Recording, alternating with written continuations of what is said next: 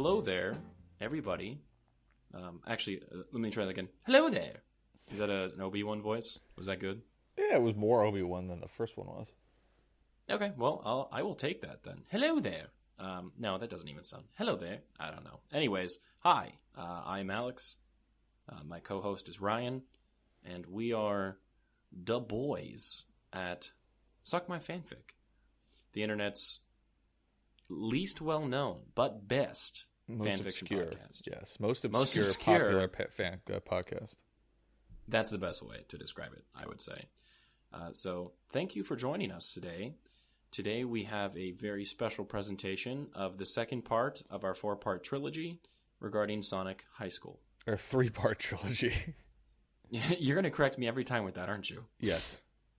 Okay, sweet. So thank you for tuning in. We had a cliffhanger, I feel, at the end of the first part, and I am so excited for the second part. I cannot wait. But before that, I have a quick, funny little story as an opening topic. Are you ready? I'm ready.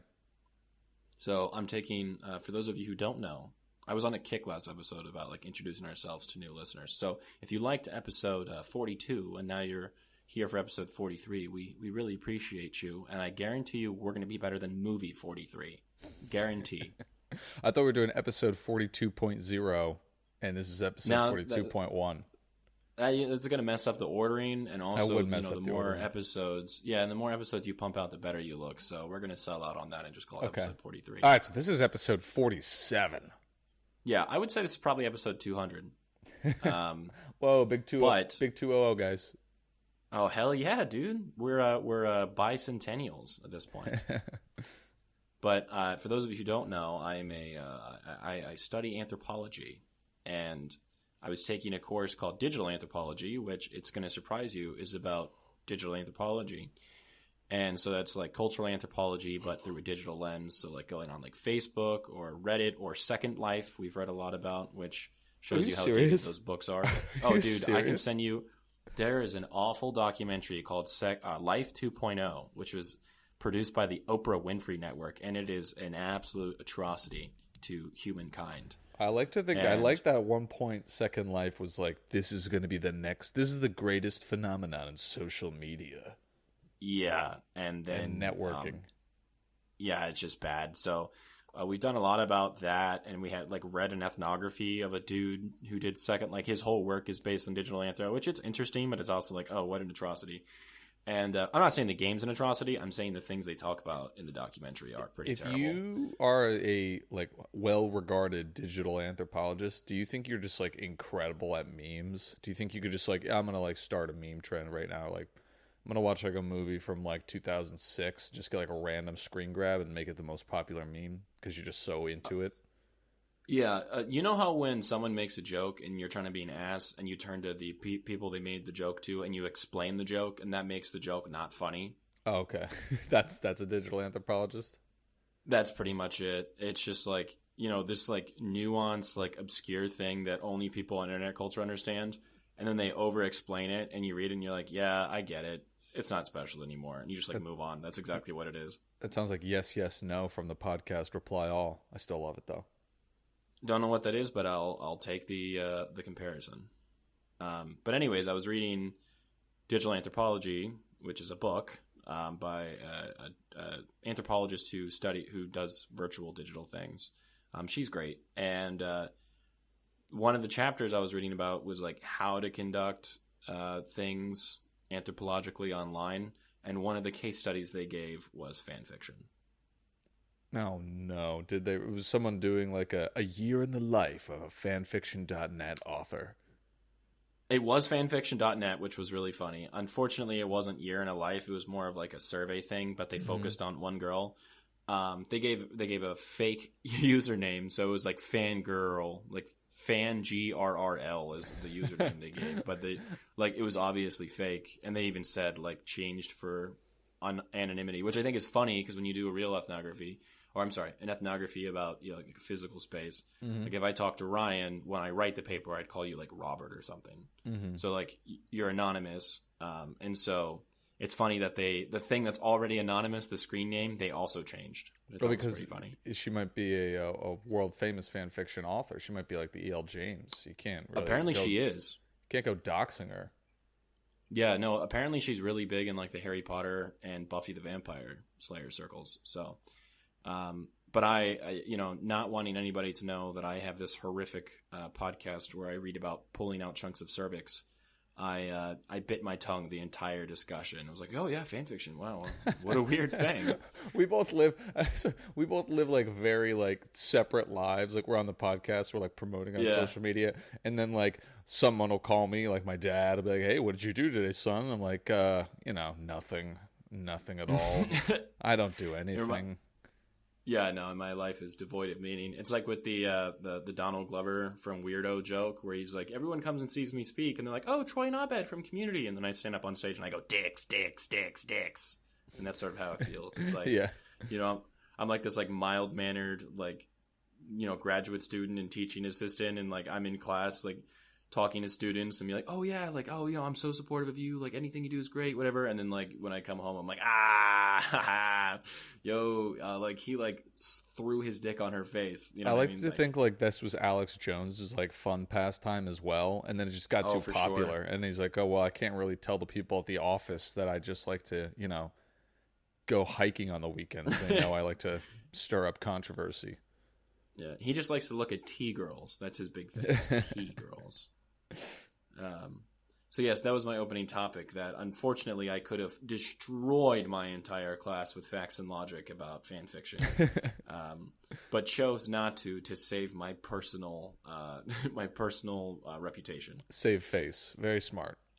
Yes, Very because smart. they were talking about it, and I'm like, in my head, I'm like, actually, that's not true, but I was like, oh yeah, that's fucking strange. Give me an example. Give me a little taste of what they were talking about that you could have taken them to task on. Oh, so this wasn't taking him to task, but it was just funny because I knew so much about it. This one girl was like, yeah, you know, like sometimes fan fiction like bleeds into the real world. And my professor was like, oh, how so? And she's like, well, I used to read this thing on Wattpad that was a Harry Styles fan fiction. I'm like, it's Anna Todd after. Yeah, this is old news. All right. You wouldn't even be like dismissive and kind of like, you know, condescending. You'd be like, yeah, you'd be like an old professor, like shambling to the front. Yeah, well, we all know this, the classic example. Is anyone bringing anything fresh? Well, remember we looked it up. Didn't like 3 billion people read it? And, you know, given how many people exist on this world, or how they had 3 billion reads or views or whatever, it's likely that most people in your class, at least, you know, slightly less than half, have also read that. Absolutely, or at least know about it. So, right. That was like one of the things I remember. And then I was just like slowly masking my knowledge on it, where I'm like, yeah, you know, like how do digital things like manifest in the real world? Like an example I have is like, you know, like someone who likes fan fiction might go to a fan convention or like start a fan convention. And in my head, I'm like, oh, if only you knew, if only all of you knew. I have hours upon hours of research. Yeah. I'd probably say we put in like collectively in terms of like fan fiction research. I mean, they're like maybe like 4 hours for every episode. So I mean, we're getting up there. We're near like maybe 300 hours a piece in terms of just research for this.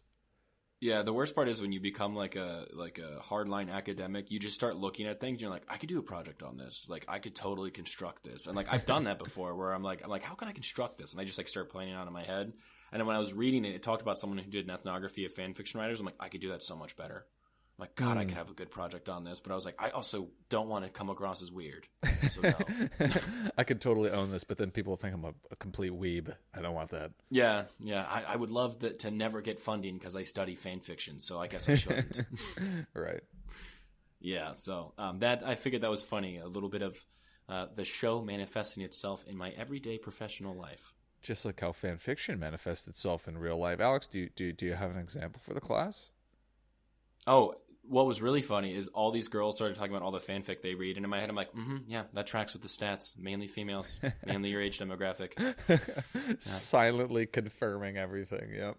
Yeah, basically. And then there's like a dude who's like, yeah, I've never even considered reading fanfiction. I'm like, I was there once, my friend.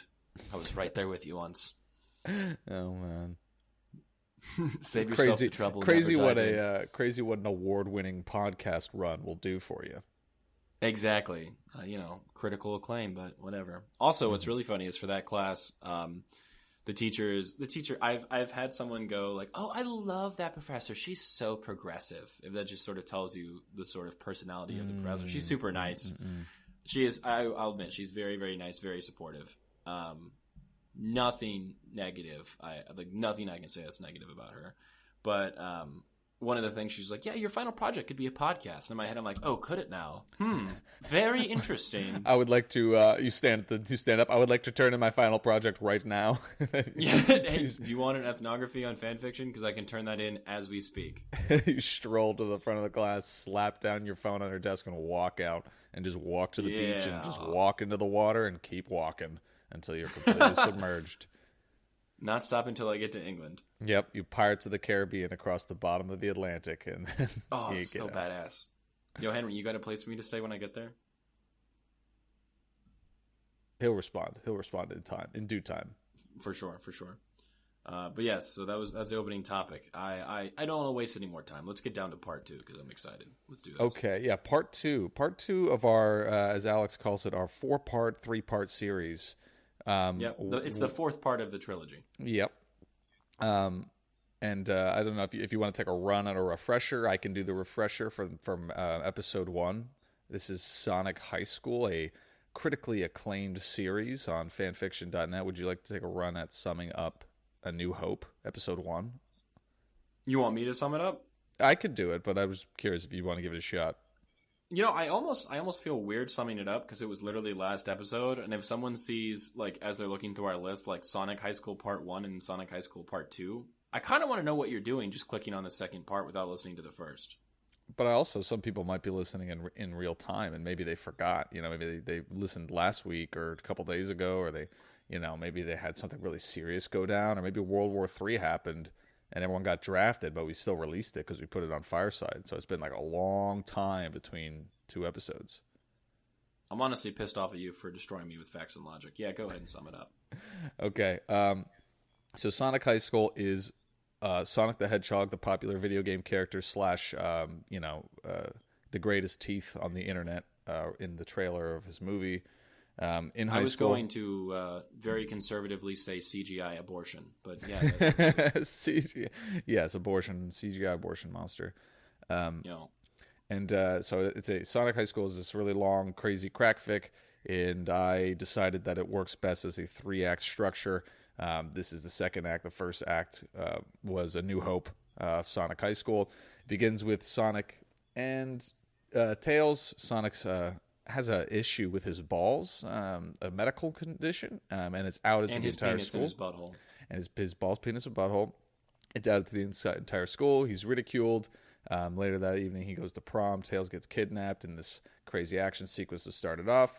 But the real crux of the whole thing is a love triangle between Rouge the Bat. And if you don't know any of these characters, just look them up because I don't have time. Admittedly, she does have big titties compared to the other characters. Which, if we're going with the idea that this is a 3-part movie series, the first movie came out, and then the producers really understood how much people liked that aspect of her, so it's baked into the second part a lot. That's how I like to break it up. Between Rouge the Bat, Espio, I guess, is a chameleon, and then Knuckles. Espio gets with Rouge, but in actuality, she gives birth to Knuckles' baby. And as in any good story about a love triangle, there is a duel that ensues. And throughout this, Sonic and Tails' friendship is put to the test because Sonic is always looking out for himself. Tails is, kind of getting fed up with that, not reciprocating any of his friendship, and Sonic is in this never-ending quest to get with his girlfriend so they can become true boyfriend and girlfriend and finally have sex. The duel happens. Rouge is there. She has her baby that looks like Knuckles, and at the zenith of the battle, Espio and Knuckles kiss for some reason, and Knuckles performs what is known as a body donation. He enters into Rouge, and he is born again as a baby, as a little baby. So that's kind of where we're at right now. We're all caught up. I think that's all the storylines. There's a couple other characters. Charmy Bee, Cream was introduced at the end. Cream the rabbit. and Vector the crocodile. Those are all. I think that's pretty much everybody's shadows around. So you feel caught up? Yeah. How incel-y does the incel-like does the author have to be that's like, oh yeah, the chick with the big tits is a slut. She actually slept with somebody else. And the good guy it's not even his baby. I mean, that sounds incel-y, but it also sounds like a normal movie. Oh, for sure. Also, the baby came remarkably quick, like within the span of days. Yes. Well, we don't know when she hooked up with Knuckles, but yeah, you're right. Within like 24 hours. And as you said, it reads very much like a John Hughes movie. Okay, so I'm glad we're through that. I would like to begin the Empire Strikes Back portion of this trilogy with Chapter 11, Tails and Cream. That baby is Espio's, said Tails. Tails, being smart, was right. Knuckles had done an in-kind body donation and became Espio and Rouge's baby, but was still Knuckles. Rouge picked up the baby and held him in her other arm because her baby with Knuckles before he became baby was in her other arm. Now you have two babies to look after, said Tails. Good luck, and he flew away. Rouge grabbed her two babies and had them both eat from her terrific boobs. So they're deciding what to name the baby. So Knuckles sacrificed himself to become the baby of Espio and Rouge because Espio didn't have a baby. It was Knuckles and Rouge's baby. Rouge says, and I will name my baby with Knuckles before he became a baby, Knuckles Jr., because I had him with Knuckles before he became a baby. And he looks like Knuckles before he became a baby. And then she doesn't name the other one, I think. I think that one is just called Knuckles. Oh, wait, it's Knuckles and Knuckles Jr. Knuckles Jr. is the baby of Knuckles, and Knuckles is Knuckles, the baby of Espio. Are we all up to speed? How fucking cucked is Espio getting? Where they're like, yeah, I'm going to name the baby Knuckles Jr., and I'm also just going to let him, you're going to have to raise him now. No, Knuckles Jr. is Knuckles' baby, but Knuckles is also a baby. The son No, I know. Espio. I'm just saying, Espio's getting cucked as fuck right now. He is. And he all but disappears from this entire story after this. So another aspect was that Charmy Bee was kidnapped in a result to get Espio to engage in this duel. So they unlocked the cage where Charmy is. Charmy walked out instead of flying out like he always does and said, "Thanks, Sonic. I'm going to go home to prepare for my role in the play that is coming up soon. I am the lead role." Sonic forgot about the play because the play was the gayest thing in school, but it was going to happen even if no one went to watch it. Oh, yeah, I remember Charmy Bee was the homophobic slurred one because he acted. Got it. Yes, it's in this a lot. I apologize. It was written in like 2011, 2012, so I apologize. I will say, not unreal, not a lie. I was a thespian, and I still get made fun of it. Made fun for it. So. Absolutely, same. So now Cream is. You were a tech kid. I don't think it's the same, dude. I competed in individual events, man. I got a superior at state. I was up there. I guess you're right. It doesn't sound like a perfect in pantomime at district, but it's okay. I don't know how to get perfect. I guess that's the super secret level I didn't unlock. I just got whatever the other one was. Sometimes you can be legally skilled. These hands are licensed weapons in pantomime. They can build a wall in seconds. So Cream is now talking to Tails. She said there's a test they have tomorrow. She says, why don't you come over to my house tonight and we can study. Studying with you will help me get a better grade because you are smart. Tails was very smart, but he was not the best at getting with teenage women. So parts of life like this were a challenge to Tails. So he obviously was something else on his mind as he goes over to study with her. Wait, he's not good at getting with teenage women, but he's good at getting with other women? Is that what it's implying? The quote is, Tails was very smart, but he was not the best at getting with teenage women. I'm thinking Knuckles is just railing some MILFs. Read into that what you will. As he's getting ready, quote, Tails wanted to seem like a sexy man to Cream, so he sprayed his dad's cologne on himself. It doesn't say his dad's cologne. I know that's what the person meant. It said he sprayed his dad's colon on himself. I just want to make that added clear.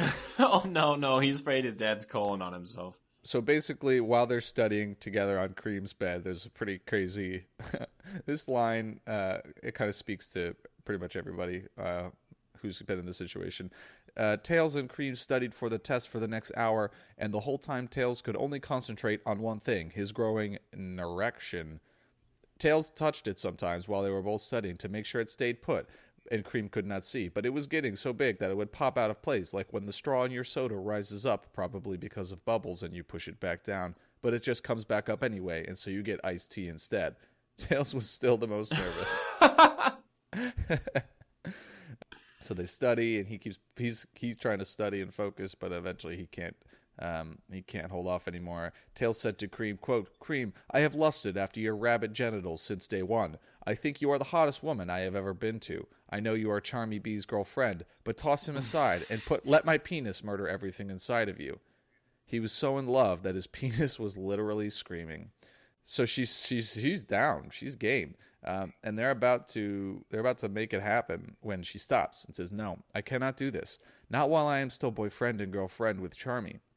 He may be," and then a homophobic slur is used, "but I am in a relationship with him, and I still respect him. I will break up with him tomorrow, and then we can do sex." So that is the ultimatum. Tails says cool, and he flies away. That's the end of chapter 11. I mean, honestly, at that age, a girl tells you, like, "Oh, yeah, just wait a day." You're like, yeah, no, this will be the fastest day of my life. Sometimes high school kids really do be having problems like this. I know. Here we are to chapter 12, the most important drama. Quote, "It was a new day, and Sonic woke up from out of his bed and scratched his balls. He entered in his journal, quote, 'A sickness still ravages my balls.'" He closes his journal, and he goes to school. He meets up with Amy. She says, "Hi, Sonic," said Amy, and kissed him hotly like a girlfriend. "What is up?" said Sonic to Amy. "It is awful. I have bad news," said Amy to Sonic. "That stinks. Do you want to have sex later?" said Sonic to Amy. Amy says, "No, thank you. I'm kind of busy right now.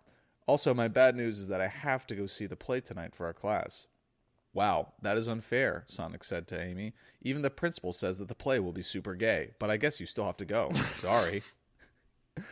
And then Amy obviously wants to get Sonic to come with her, right? Because that's what she's implying. Mm-hmm. Sonic replies, "That is the real bad news. I do not want to go near the play, but I will go if that means we can have sex later." And then Amy kind of just nods, not really committal.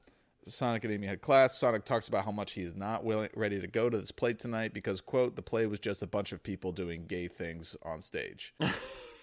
They note later at the lunch table, while all the guys are gathered around, that Charmy has been acting very weird of late.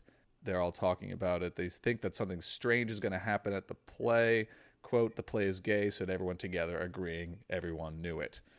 "Tails still hates my body, inside and out," Sonic said. "It is so hard for me to be best friends with someone who hates you and does not want to talk with you." "I know how you say it," said Shadow. "A lot of people hate me because I am dark.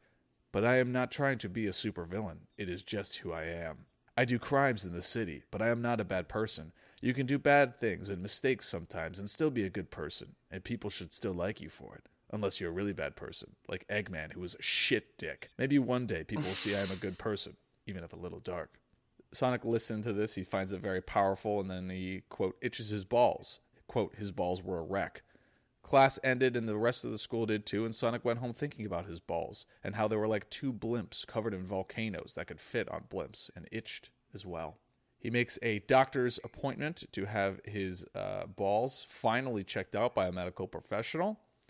Probably for the best. And then he also has Chinese food, which was a motif from the first episode, and he gets a fortune cookie. He takes the paper out and reads it, and it says, quote, "One man's pubic illness will cause the death of millions." And he kind of shrugs it off. He doesn't really like that one. He goes and he has anyone just suggested that Sonic go pee? Because pee is stored in the balls, and perhaps that's the issue. Very, very good, doctor. Very good. I don't think anyone's brought that up. Let's see. He does go to the doctor. He goes to the doctor for trouble with his balls. Quote, the doctor says, "I am going to do some tests on you, but first I am going to look at your papers." He reads them. "I see from looking at your papers that your balls and penis are the biggest in your high school. Congratulations, Sonic. Good job." They do some tests, and he does all these tests, and then the doctor, very worried, says, "This looks bad. It looks like you have a big disease." Sonic, very worried, asks, and he's, quote, worried about the welfare of his balls. The doctor replies, quote, "I do not know. This is a legendary disease that only comes around once every 1,000,000 years. No one has ever found a cure for this disease, and what it can do is very bad. The disease will go from your balls to your penis and then up to your brain and eventually kill you. There are other things that it does, but I do not know because it is rare, and you will just have to call me up and tell me when it does, when it happens. All I can tell you right now, Sonic, is to keep your balls away from everyone you know. Do not touch them to other people because it will spread and they will die. And it will spread more and the whole world may be at stake. Please be safe. Oh no, he's going to have sex later though. Well, he can't, can he, right? The doctor says, you cannot have sex. If you do that, quote, it will be awful, and the first person to die will be Amy. You do not want your girlfriend to die. He says, okay, I guess I have to go, and Sonic speeds out on his way to the play. He thought about it. He's thinking about how this is the most important high school drama, and he wonders, quote, what is more important, health or love? End of chapter 12. I'm saying love, buddy. Go for it. Absolutely. What's the point of living a long life if, you can't have someone tug on your balls a bit? So then chapter 13 is all about Shadow driving around and like shooting people. It's like that game that you mentioned for the Xbox. It's completely out of nowhere. He drives a car and it's like a Knight Rider car. Nothing really happens of note in this. If this was the sequel, this would just be like a CGI mess that really doesn't advance the plot, but you just kind of watch it. But what he does is he picks up Silver, which is another character from Sonic, and takes him to the show because he also has a role in the play. So everyone is kind of assembling at the high school for the play. Quote, Silver was another big role in the play, but he was not a huge gay like Charmy B, so Shadow still liked him. I was going to ask because I was worried that he also might be a gay. No, he's not a gay. Okay. And I don't think Charmy B is either. I think these people are just very, very, very regressive. Very. They're making a pretty good argument for it, but okay. He is in a play. You're right. So that is it. If anybody wants to read chapter 13, Picking Up Silver, you're more than welcome to. I will omit it because it is not important to the narrative. Appreciate it. You're welcome. Chapter 14, The Play. So Sonic and Amy get to the high school and go to the play. Quote, when they got to the auditorium, they were not expecting to be surprised, but they were, because the auditorium was actually full of men and women idiots waiting to see the play. Cool young people, such as high school students, did not come to see the play unless they actually had to. We're at the play now, said Amy to Sonic, and that is the extent of that conversation. Later, Sonic says how much he doesn't want to be there, but at least, quote, at least I'm here because if Charmy is going to mess up big time while acting, it is going to be funny. He has been acting weird all week. I bet you he will. Sonic laughed about this because it did not really matter to him, but it did matter to Charmy. So mean. Oh my God. The play they're doing is the Christmas story. It's not Christmas time, but it is the literal Christmas story, like of the first Christmas. Silver, who was picked up by Shadow in the last chapter, is playing Joseph. Charmy is playing the Mother Mary, and the baby version Jesus was going to be played by Knuckles, but is now being played by Knuckles, who was a baby. So it actually worked out well for the production. I thought you were going to say Knuckles Jr. No, Knuckles Jr. Is with Rouge. They're seated at the back of the auditorium, and it is hinted at several times in this that Knuckles Jr. has some sort of premonition. He's clairvoyant to some degree. He's the one that just came out and started speaking. Yes, he is the baby Yoda of this series. Yes. Quote, Sonic and Amy sat patiently in seats, which is tough for Sonic because he could have been running around, which is his favorite thing to do. So he's really not liking it. He's playing this weird game where he keeps putting his hand on her thigh until she pushes him off, and he thinks it's fun, but then he remembers that he has a deadly ball disease, so he can't be doing that.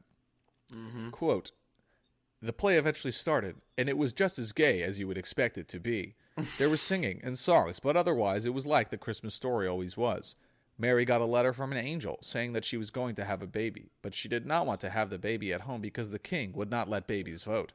So Mary and Joseph rode bikes all the way from London to Jerusalem. When they got there, the hospital was full, so they went to a barn and had the baby in there, and it turned out to be legendary hero Jesus. Throughout the whole play, Silver did a really good job, and Charmy was okay, but everyone sure believed he was a woman because his voice was so high. I don't know if you want to dive into the accuracies of this play, but we can blow past that.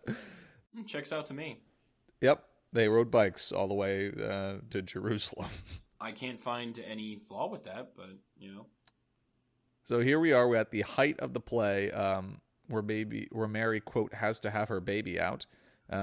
Charmy, who is Mary, flipped on her front, and Joseph pulled Jesus out of her butt, which looked totally fake, Sonic could tell, even with special effects. Joseph held Jesus up to show God and then gave him to Mary, who was actually Charmy.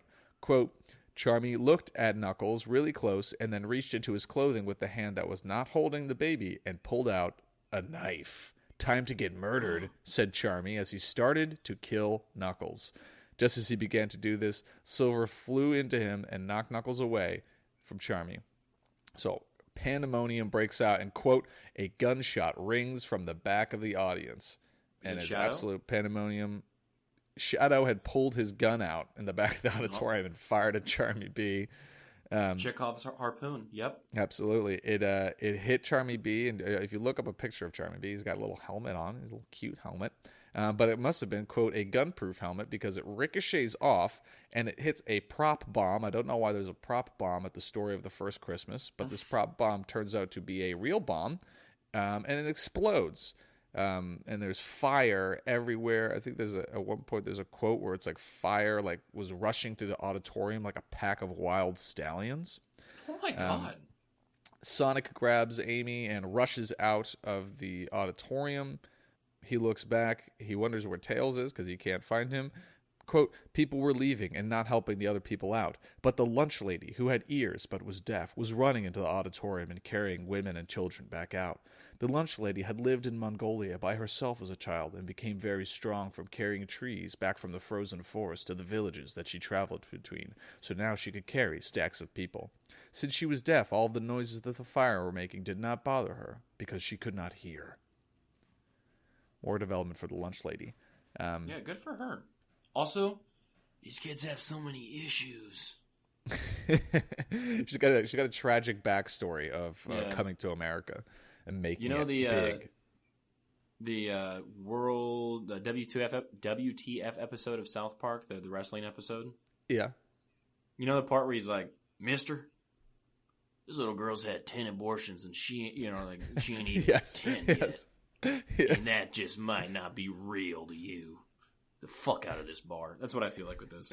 Yes, exactly. Like you and I, like reading this to someone, and someone's like, "That's dumb." We're like, "Mister,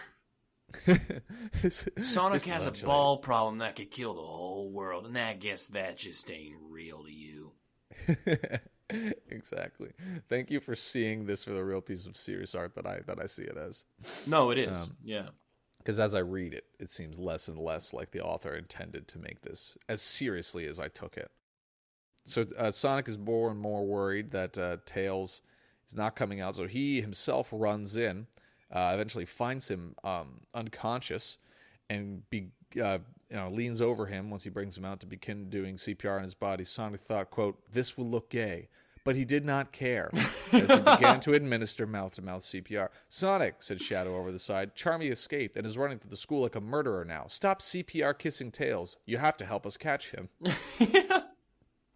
Sonic looked back and says, "Amy, finish doing CPR on Tails. I will let you, and I will not get jealous." Sonic kissed her mouth and felt one of her boobs and ran off with Shadow and Silver to go catch the guy who was trying to kill baby Knuckles that was running around the school and could endanger them all. That is the end of the most explosive chapter, the play. What a lucky dude getting to touch her boobs. Just a quick squeeze before he goes. That's included. I mean, it's not a bad idea. Definitely. He doesn't know if he's ever going to come back, Yeah, and he didn't get to have sex with her. He might as well get a quick squeeze. And they're not as good as Rouge's boobs, but No, not at all. No. So here we're on to chapter 15, Killer on the Loose, and loose is spelled Looce. Okay. So the first big portion of this chapter is them talking about how Sonic, Shadow, and Silver are searching the school, and how they're all going in different directions. And it's very much, if you can picture like a Scooby-Doo episode where they're going in and out of one door and sometimes they're together and sometimes they're apart. That's kind of what they're going on. And then each one of them has their own experience in different rooms, which indicate kind of who they are, which I think is interesting. Quote, "One room that Sonic looked in was the art room. It made Sonic remember having art class with Charmy B. Charmy could not control his gay urges like everyone else and used every color in every picture, whereas Sonic would just use blue and Amy would just use pink, and other people were normal like that.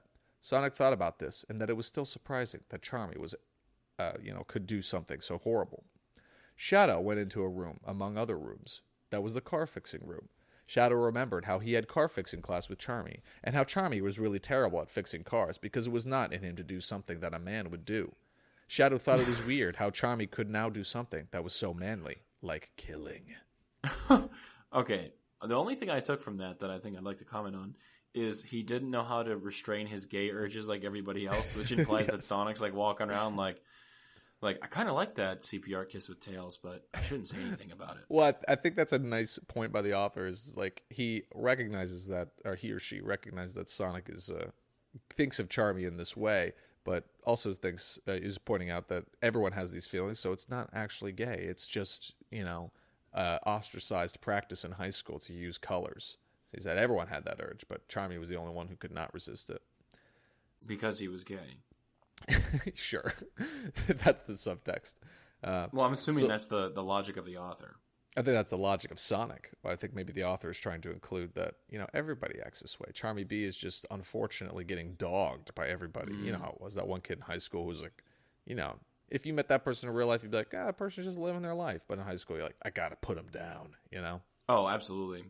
Silver ran into the gym room where Silver one time had gym class with Charmy B. He remembered how Charmy was positively the worst at sports and being an athlete, so it made him wonder why Charmy could do something that was actually athletic, like killing. So they were searching to no avail. Eventually, Amy and Rouge have to use the restroom. They go to the women's room, which, despite the fire and chaos, is still has a very long line because it's the women's room. So they decide to go to the men's room instead because there's no one there and it's not going to hurt anybody. So she's going from stall to stall. She opens up the one that was open and, quote, inside was a shocking thing to see, but she saw it anyway. It was Charmy B. Amy's terrified. She screams, calls him a murderer. And then Charmy makes note, I have not killed anybody yet, but now I will start by killing you. I quote, I will start to be a murderer by killing you. Charmy jumped at her from inside the stall and ran into Amy as they fell back. Charmy was on top and holding a knife and was about to cut Amy apart when Rouge came over and kicked Charmy, and he flew off her body over to the wall. They battle, they tussle, and then one of the grossest things I've ever read in a fan fiction happens. Rouge says, use your special move with me while you can. Amy knew what Rouge was talking about, so Amy used her special attack. Amy shouted, girl blood, and opened her leg, and a stream of blood shot at Charmy. Since Amy was so good at being nice and caring, which is using your heart, Amy was able to pump her heart and speed it up so fast that the blood pumped out of the wound in her legs like a super soaker filled by vampires. So they douse him, which is... yeah, I don't think the person needed to write that at all. Gross. It is gross. I'm pretty sure in the video gross. games, Amy has like a hammer that she could use, but that is not the course of action she takes. No. And I would omit that, but I want to be true to the art and the artist's intent. So I appreciate you not omitting it. They just didn't need to write it. That was hard for me. Then all of a sudden, Tails bursts into the room. He throws a bucket of water on Charmy, which apparently the blood wasn't good enough to do. Charmy looks up at Tails and says, you are supposed... And he short circuits because he was actually a robot the entire time. So now everyone's confused. Sonic and Shadow and Silver show up, and they're all confused because, they thought Charmy B had just snapped, but instead he looks like he had been replaced by a killer robot. The question on everyone's mind now is who made the robot, who put Robot Charmy in this position. Mm-hmm. In order to kind of, comfort all of them, the lunch lady made them all sandwiches, and while they're sitting around and eating, quote, until their tummies are going to burst, Sonic wonders aloud, quote, but then where is Charmy? And where is the guy who made the robot? And so many other things. High school drama is just a crazy thing to be a part of. End of chapter 15. I mean, it do be like that, though. High school drama does kind of suck. These are real experiences kids are having right now. I'm glad somebody's putting it out there. I feel seen by this. Yeah. Chapter 16, responsibilities. So everyone's back at school after the chaos of the night before, but it is made mentioned that, again, that plays are gay, so none of the students were there, so no one's really upset. Mm-hmm. There's no reason to just keep stating the obvious like this, though. Right, of course, but they do anyway. That's author's style. All right, well, good for them. So they go to lunch. Tails is not there. He's still mad at Sonic. Knuckles is not there because he is now a baby. SBO he's in the hospital after his fight before he became a baby. And Charmy is obviously not at the table because they have no idea where he is. The only people that were there were Shadow and Vector and Sonic. "Hey guys," said Sonic, "what is going on with high school?" "It sure is crazy," laughed Vector while he ate his yellow sandwich. Vector said, "Also, Knuckles is having trouble with grades. Now that he has become a baby, he has not turned in any of his homework or tests, and he is going to fail high school and get kicked out if he doesn't do them." "Wow, that's tough," said Sonic. All of a sudden, an announcement speaker came on. "Attention, teachers," said the announcement speaker. "Amy and Rouge have detention for going in the boys' room last night after the play. Please go there immediately." And they're all worried because Sonic's all very worried because he cannot become true boyfriend and girlfriend with Amy if she's trapped in detention. The speaker comes on again. It says, "Attention, teenagers. Sonic, please come to the office." Vector says, "Uh-oh, looks like you're in trouble too." Vector was always making people mad. He was definitely an asshole in that regard. So he states the obvious, and he is absolutely bodied by the author. Rouge, on her way to detention, leaves Knuckles and Knuckles Jr. with Sonic to take care of. So he has to take care of the kids. But he's got to go to the principal's. He does have to go to the principal's office. That is what the principal wanted for him.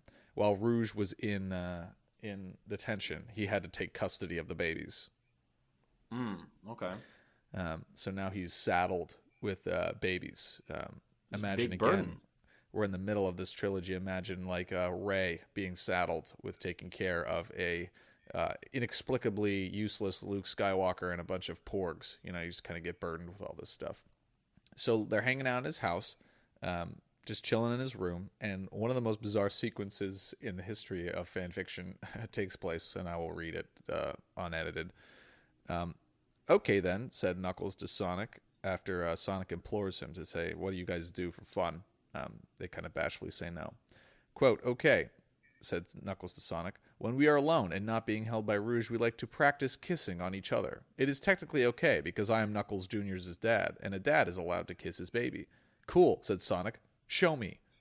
Then they begin to kiss, and it is made note that it is not sexual. Quote, "The two of them kissing looked like two big, not sexual caterpillars pushing themselves together. It was not a sexual kiss, but it was a big gold medal kiss anyway." I didn't like any of that. And it's just really, I hate that so much. But again, I wanted to include it because I love the imagery of the two of them kissing look like two big non-sexual caterpillars pushing themselves together. And that is a big gold medal kiss anyway. Then they begin to talk about who is the hottest girl in school. Obviously, Sonic says it's Amy. And then Knuckles says the hottest girl is Rouge. Quote, "None of them could say that Rouge was not attractive because she had the absolute biggest boobs in the tri-state area." Well. Also, is it weird that Knuckles is like sort of technically her son now? And he's like, yeah, she's the hottest. It's okay because they are mother and son, and they are allowed, according to the logic of this story, of the previous that's a good paragraph. point. That is a good point. Oh, man, I've spent too much time reading this. There's nothing not wrong with it. There is many things wrong with everything. Knuckles Jr. says, "I think the hottest girl is Charmy," and they all laughed hard because Charmy was so much like a girl, except not hot. Everyone knew that laughing was good for them, even if Charmy was kidnapped or dead, and it made them feel healthy. Knuckles Jr. was definitely the coolest baby because everyone could get along with him, and he could do jokes also. Dude, Knuckles Jr. is so cool. I like the idea of the I guess like repressed like homosexuality like that's just vented through anger, where they're like, "Oh, I think Charmy's the hottest girl because he's a little fucking gay pussy." But like, yes, exactly. I'd kind of have sex with him.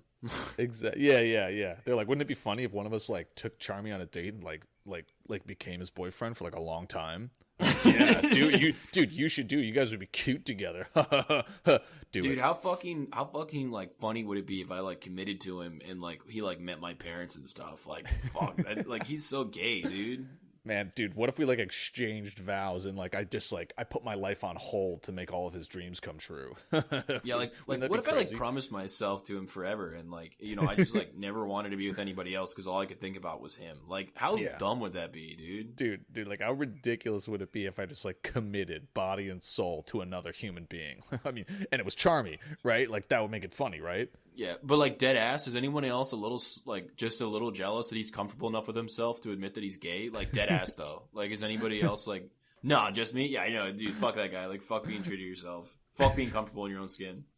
That is 100% the subtext here. You're right. Yeah, 1,000,000,000,000%. You're right. And he's missing and they don't care. They all go to sleep and later Sonic is awoken by Knuckles Jr. Knuckles Jr. said, quote, "I had a vision. I know who the real killer is. And I know where Charmy is." End of chapter 16. Nice. I know, right? I just let you know right now. This is the penultimate chapter of this episode. 17 or 16? 17. So we're going. Does that mean you're gonna? Oh, it's of this episode. So there's more. There's another penultimate chapter later down the line. Exactly. There's only one more. This is the penultimate chapter because there's only one more penultimate chapter after this. I do penultimate. I do ultimate, and then that's the end of episode 2. You sly dog. Let's do this. Here we go. Chapter 17, Breaking In. They find the house where Knuckles Jr. has had the premonition, where Charmy B and the murderer are. They can't get in, and they can't get the window to budge even a little bit, so instead they try using the front door, which obviously doesn't work again, but then they think we need someone who is strong, and they know who the strongest person they know is, and they go to that person's house. Sonic approaches. Ding dong, said the doorbell when Sonic pressed it. Press it again, said Knuckles Jr. Ding dong, ding dong, ding dong, said the doorbell again and again as he pressed it, waking up pretty much everybody in the neighborhood except for the one person whose house it is. Can you take a guess who it is? How everyone can hear this doorbell, but the person whose house it is cannot hear it? I'm assuming, is it a mole character who's deaf? I don't know. I guess moles are blind. It is a deaf character, but as a deaf character you already know. Not the lunch lady, right? It is. Quote, finally the door opened, and there was the lunch lady from high school, who was deaf. What is it, children? No. Said the lunch lady. The next chapter explains how her voice sounds because she's deaf, and it is very offensive. I'm gonna leave it out. Maybe I'll send it to you off the chat, but it is very offensive. And I won't. Okay.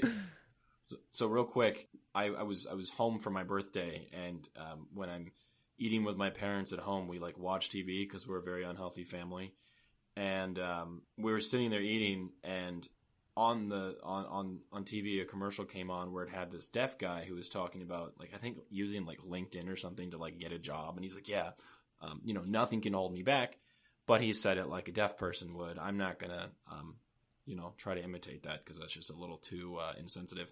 But, it was supposed to be like this empowering commercial about like how, even like using our service, even if you have a disability, will like help you be successful and like whatever. But my mom was sitting there eating and not paying attention, and she heard him. And he also was of the African persuasion. So she is like, yeah, nothing gonna hold me back, man. Like for some reason, just pulling out a racism out of her pocket, and just didn't even send a really bad impression of him, but still. Yeah, so I was like sitting there horrified, and I go, "He's hard of hearing." She goes, "What?" And she looks up and she sees him, and as he was speaking, he was also signing, and I go, "He's not flashing gang signs; he's signing, Mom." Oh no! And my dad absolutely loses it, just starts dying, and she gets so upset. She's like, I can't believe you would do this. And I'm like, dude, what? You're the one that just made fun of, like, the dude with a disability. And she goes, whatever. I guess you're perfect. I hope you're happy. And she just got up and walked out. Like, she got up, sat her food on the counter, and then went to her room. And I'm like, okay. So, admittedly, one of the funniest things that's ever happened to me. Just, like, being present for that. Oh, man. That's rough. That is really rough. I mean, sometimes you just mess up, and then you catch it, especially if you're not paying attention. But that's what you are. You're the young social justice warrior of the family. You got to put her in her place and make her feel awful about herself. That's the only way she's going to learn is to make her feel terrible. I'm the college liberal, so whatever. I can't believe you've done this. I wish you had said that and then run it. Done this. Oh, that'd be awesome. All right. So I'm good to hear about the lunch lady and all of her trials and tribulations of being a disabled immigrant from Bangladesh, and she opens the window with just her pinky finger because it has again been established that she is very strong. Mm-hmm. But before she leaves, she says that from where she's from, there is an ancient tradition called, quote, sex thanking, and Sonic must engage in it in order to pay back for what this favor she has given to him. Okay. Which is basically he has to go down on her, as she explains to him. And she sits on a stump and says, "It is not slutty because it is ancient tradition," said the lunch lady who knows all. Wait, so is she a human? Is that established? Yeah, she's a human being. She's from Bangladesh. She's from Bangladesh. Yeah, that's not weird. Yeah. That's not weird that she wants the hedgehog to go down on her. That's not strange at all. Quote, "I hope Amy will forgive me for this," thought Sonic underneath his hair in his brain. "She would know that I am doing this for a good reason, and we have not even done sex yet, so she cannot be mad at me." That's a good point. He begins. He talks about he's going basically just off of instinct and all the videos that he's watched. He's going to town and, quote, "She was totally quiet while he did all of this, but she was beating on the ground and making holes like meteors and even hit a nearby tree and broke it in half because she was in love with Sonic's abilities." Well, I mean, imagine how fast he could do it. They don't even talk about that, but you're right. He does some other very disgusting things with his tongue. Quote, "He kept going in further into her vagina until he put his entire head in." So he has his head completely in there. He's going to town. She's loving it. Eventually, I was going to say not possible, but sometimes you're in high school and your friends show you something really weird, and unfortunately possible. So that's where you're going to leave that thought? Well, do I need to elaborate? No, but that's what I'm saying. You're going to leave it there, right? That we don't have to go further. No, I think it's pretty. I think you kind of get what I'm hinting at when I say that. So I don't really feel like I should continue. You know? Okay. I feel like you shouldn't either, but I wanted to give you the space in case you wanted to, in case you were trying to come to terms with something. No, I repressed that until just now, but it's okay. Okay. So obviously she finishes. And, quote, "The lunch lady put her clothes on and shook his hand and said that people of Bangladesh will be very impressed when she tells them about him. That if he ever wanted to visit there, just tell her, and she could buy plane tickets for him and all of his friends. The lunch lady was really nice, even if she had weird ideas that she had got from being back home when she was little. She went home and went to sleep." So now with the window open, they can sneak inside, and what they find inside, quote, is Charmy Bee's body, dead and bloody and rotting and cut into pieces. "Wow, he is completely dead," said Sonic, who was so shocked that he could not think about anything else. It was true this time. It was really true that Charmy had been dead. "Oh my God, I am seeing so many shocking things for the first time as a baby," said Knuckles Jr. I just, what an evil genius the lunch lady actually is, because we started on this journey like, we're going to go get her, and then you started talking about the supersonic eating out, and I totally forgot about that. Wow, good for her. She's playing everybody like a fiddle right now. Yeah, she just kind of wanted to get hers, and now she's home and asleep, just balling out. Well, what's the thing in front of "I Love It" with Lil Pump and Kanye? "We want to come, motherfucker." Yeah, the sound sample, the sound. Yeah, I know. Yeah, that's this lunch lady. Yes, perfect. Required listening for this podcast is "I Love It" by Kanye and Lil Pump. They go over and they inspect the body. Sonic goes down, picks up a piece of body, and saw it had bite marks in it. Sonic was about to say something, then all of a sudden, this happened. "What are you doing, idiots?" shouted Vector. "How did you get in here?" "The window, bitch dick," said Sonic as he felt sudden rage build up inside him like the foam from cream soda going over the top of a glass when someone pours it in like an idiot ass. "What is wrong with you? Why did you do this? You are the murderer. Ha ha. I will show you how much of a murderer I really am," said Vector, as he ran at Sonic and Knuckles Jr., chomping his teeth in the style of an alligator. End of chapter 17. Shit. So now our heroes are in peril. They've found the murderer, and it was Vector. It was Vector the whole time. Damn, dude. And he was trying to get them off the trail, wasn't he? He was. Damn. Is that where you're leaving us? No. Okay, we are on the final chapter, chapter 18, The Murderer. Okay. So Sonic and Vector are engaged in battle. Sonic's trying to keep Knuckles Jr. safe. Vector, his classic catchphrase, quote, "Here comes your death, straight from my mouth," said Vector as he ran at them, still going somehow. Is that actually his catchphrase? No. But he says it. "Here comes your death, straight from my mouth." Sonic was fast and was able to run past Vector. Quote, "He ran forward and between Vector's leg, under his body, and hit his head into Vector's penis while sliding through," which was weird, but he continues to do it because that's the only way to dodge Vector, and Sonic becomes visibly and vocally upset. He says, "Stop it. Please stop doing this. I don't want to hit my head on your penis a million times like I am." "No," Vector insists, "you must die," and continues to be the murderer that he had turned out to be.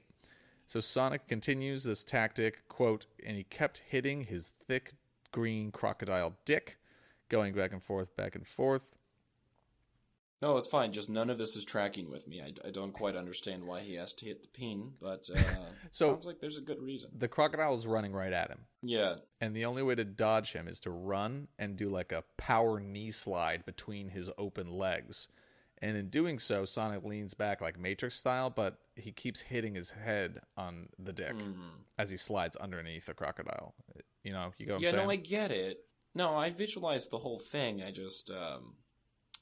You can go on. You're good. I think this may be more like a repressed Charmy B lashing out. You know, he's like, "I guess I have to do this. This is the only way to The only way to honor my gay friend is to headbutt this man's penis." Oh, no, the penis part is important because it becomes really hard and it emits semen, which is very graphic and gross, but I include it because it's important for the plot. Sonic has an idea, and he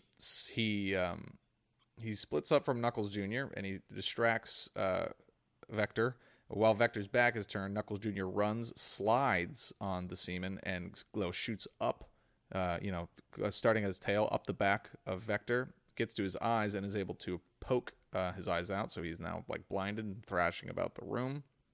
With him distracted like this, they're able to, it looks like they get into another room. Yes, they're running through the house. They see things in rooms, quote, like rooms full of drugs and guns, and even weird things like weird porn videos. Quote, "Then he got to a different door and opened it and walked into the other side and closed the door and put things in front of the door to block it.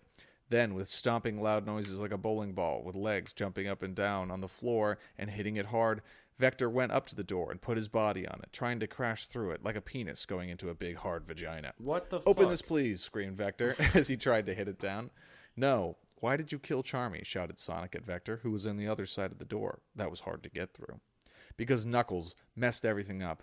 Knuckles or Espio were supposed to kill the other one when they fought in the school hallway that one time. I made that fight happen because I wanted one of them to die, because they are both very annoying, and they are the only people who can beat me and become the new football team captain." So essentially, he orchestrated this whole thing, very Emperor Palpatine. And yes. While Knuckles had captured Charmy B to entice Espio into the fight, he went to his home, took the real Charmy B, replaced him with a robot that would hopefully kill whoever the winner of the fight was, and then ate Charmy B, because I guess he was hungry. The next question, obviously, is where did you get a Charmy B robot? Is Eggman involved? This could ruin everything for everyone, don't you know? Said Sonic back to Vector, like a ship sending a message to a different ship. Quote, "When you begin to do crimes, you become dark, and I have now become darker than even Shadow. I made friends with Al-Qaeda, and they gave me a Charmy B robot using Osama bin Laden's technology. He was bulletproof and was going to kill first Knuckles and then Espio in the hospital, and then maybe the rest of you. But you messed it up, you shit idiot." Vector hit the door so hard, it started to break, so the door is about to give. His rage knows no bounds, and he's about to break in. And he's a bad guy. He's not dark in the way that Shadow is dark. He is Al-Qaeda dark. He's Zero Dark 30 right now. So they're just about to, he's just about to break into this room and get to them. Quote, "But then all of a sudden, something came out of the sky and picked them up, and Vector was left far, far below on the ground, quote, looking like a teen loser. "We're in the air now," said Tails. "I rescued you." Tails was using his flying tails to fly and was holding Sonic, who was holding Knuckles Jr., like some sort of helicopter. So Tails swoops in and saves Sonic, and now they're flying through the sky. kind of a triumphant return for our buddy Tails. They asked Tails, how did they know that you got here? And Tails said, quote, I looked at the Charmy Bee robot and figured it was from Al-Qaeda and broke into government computer network systems and found that Vector was friends with Al-Qaeda, said Tails, the smart friend of Sonic. But I thought you were mad at me, said Sonic with a questioning sound. I am tired of being mad at you. We are best friends again, said Tails. And just like that, their rift is over. The gang is back together, just in the nick of time, to save the day. Tails is like using Sonic to dive bomb Vector and just kick him, and it's working. But you know he's still alive. Sonic suddenly gets an idea. He says, "Quote, Tails, do it one more time." Tails flew up, and then Sonic revealed his balls. Even though he could see almost the entire country from where he was, he did not care because this was more important. Sonic scratched his balls and held on to Knuckles Jr. while Tails flew down again. Sonic's balls dragged behind them in the sky, and then they went to the ground, and Sonic's diseased balls smacked right into Vector's face.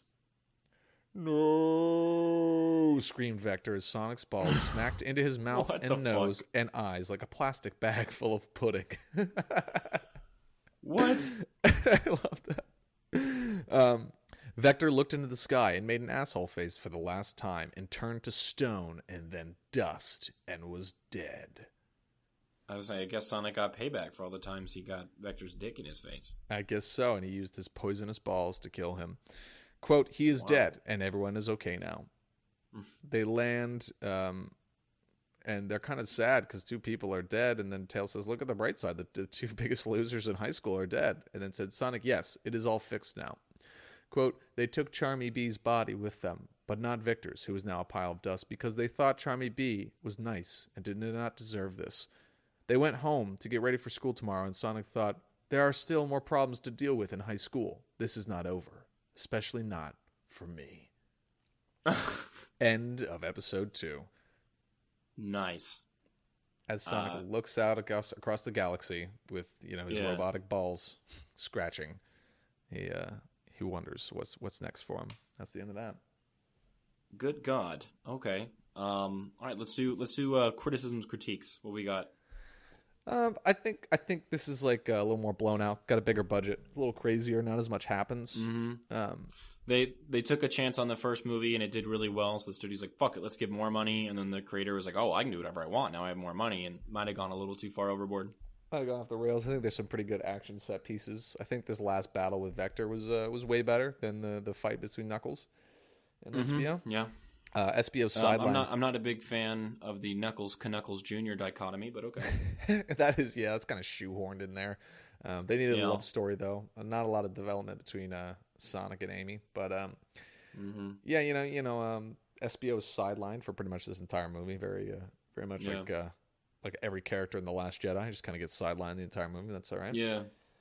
He got cucked in the first one, and now he's like getting cucked by just not being in it. Yeah, I think Sonic's just cucking him now by taking care of his kids. It's fucked up, dude. That's true. That is true. That's a good point. I think this is pretty much just like set piece to set piece. Love the play.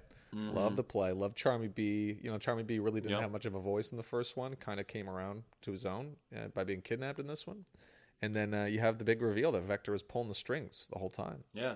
Which is huge. And to go back on the Tails, Raylan Mills, I wonder how many times he's stuck his head up the lunch lady's vagina.